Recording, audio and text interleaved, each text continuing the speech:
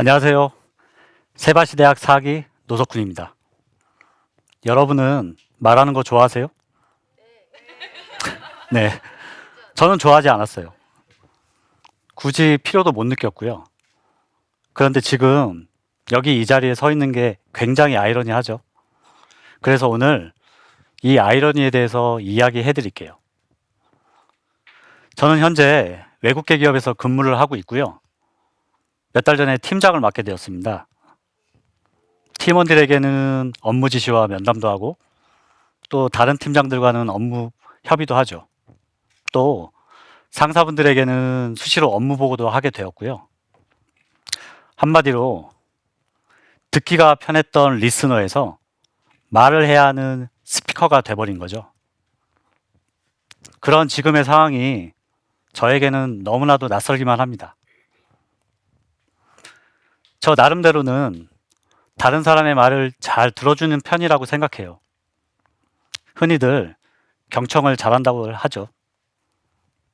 하지만 사실 저는 사람들과 이야기하는 것을 다소 어렵고 또 힘들다고 생각했기 때문에 사람들이 많은 모임이나 회의 자리에서 이야기하는 것을 다소 불편하게 느끼곤 했었죠. 그러다 보니 말을 하는 것보다는 오히려 말을 듣는 것이 훨씬 더 편하더라고요. 대신 공감은 부족한 편이었죠. 이걸 저는 경청을 잘한다라고 포장을 해왔던 거죠. 나는 왜 말하는 것이 어렵고 힘들지? 나는 왜 말하는 것이 즐겁고 행복하지 않지? 라는 질문을 저 스스로에게 던져보게 되었습니다. 그런 상황에서 팀장이 된 저는 팀원들과 소통을 해야 하는 상황이 되었는데요. 여러모로 쉽지 않았습니다. 팀원들에게는 우리 이제부터 소통을 잘해봅시다. 이렇게 말은 했지만 막상 방법은 떠오르지 않았어요. 특히나 전체적으로 조용하고 내성적인 팀 분위기 속에서 어떻게 하면 소통을 잘 할 수 있는 그런 팀으로 만들어 볼 수 있을까 하는 게 저의 고민이자 숙제이기도 했습니다. 무엇보다 팀원들로부터 받은 설문 결과에는 이런 것도 있었어요.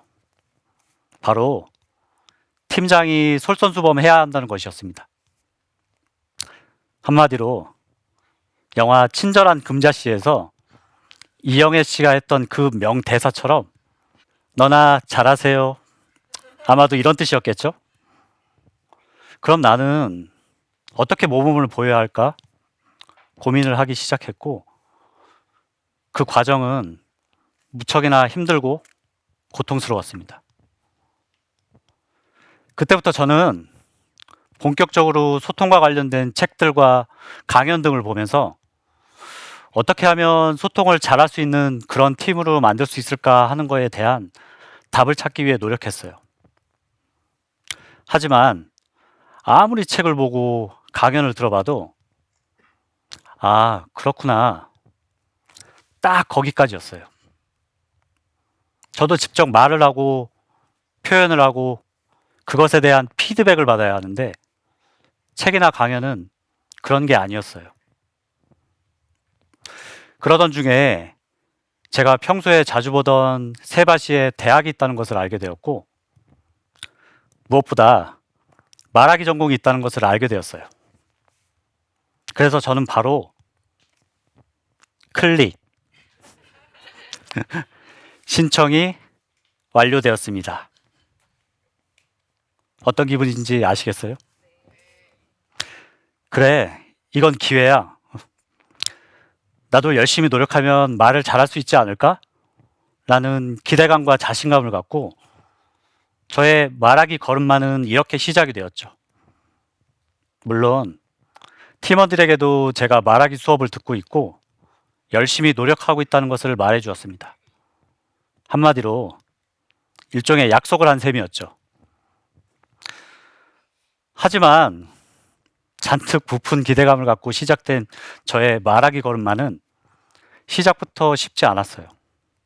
이런 형태의 수업을 들어본 적이 없었던 저에게 온라인으로 진행된 라이브 강의와 클럽 모임은 저에게는 무척이나 낯설고 생소했습니다. 강의 시간과 클럽 모임 시간에는 강의 주제에 대해서 저도 직접 발표를 해야 했고, 또 다른 분들이 용기를 내어 자신감 있게 말하는 모습을 보면서 어느새 저는 점점 더 소극적이고 자신감을 잃어가기 시작했어요. 그러면서 저는 나는 역시 말하기는 안 되는 건가? 라는 패배주의가 제 마음속에서 스멀스멀 올라오기 시작했죠.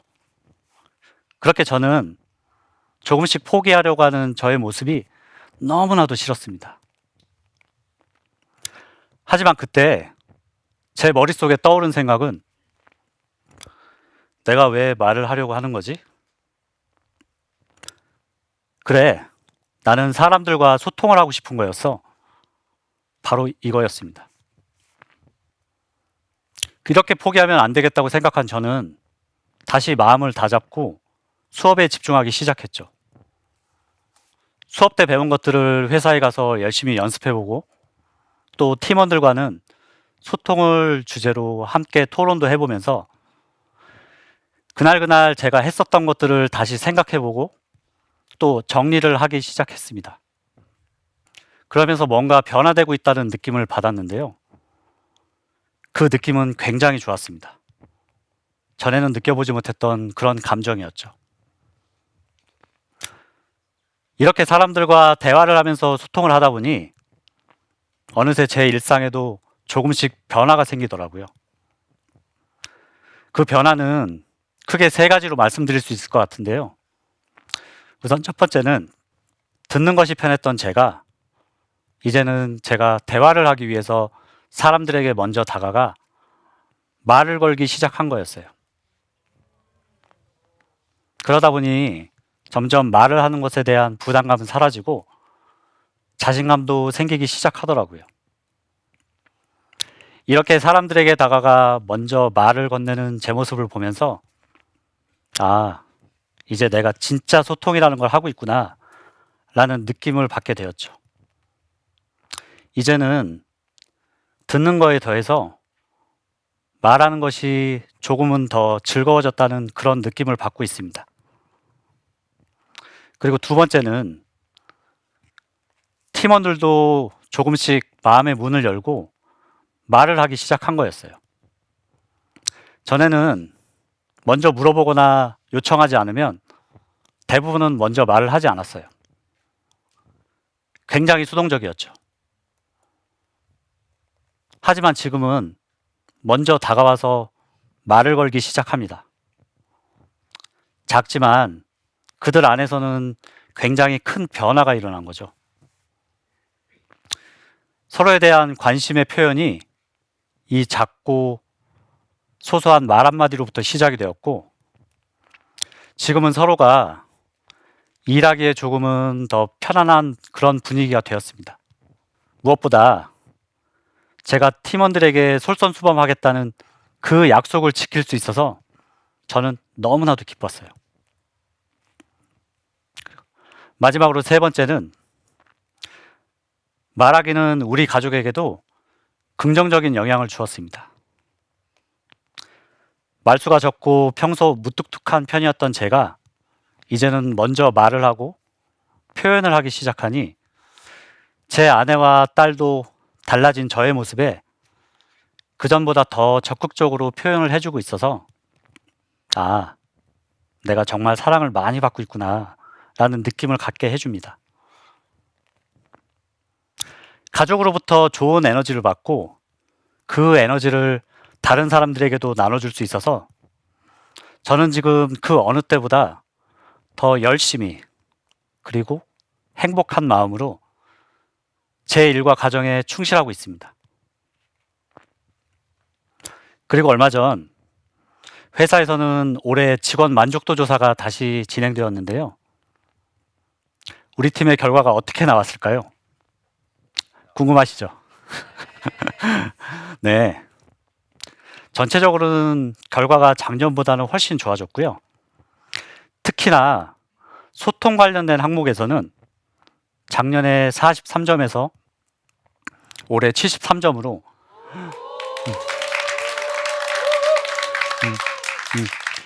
네, 무려 30점, 거의 2배 가까운 점수가 올라갔는데요.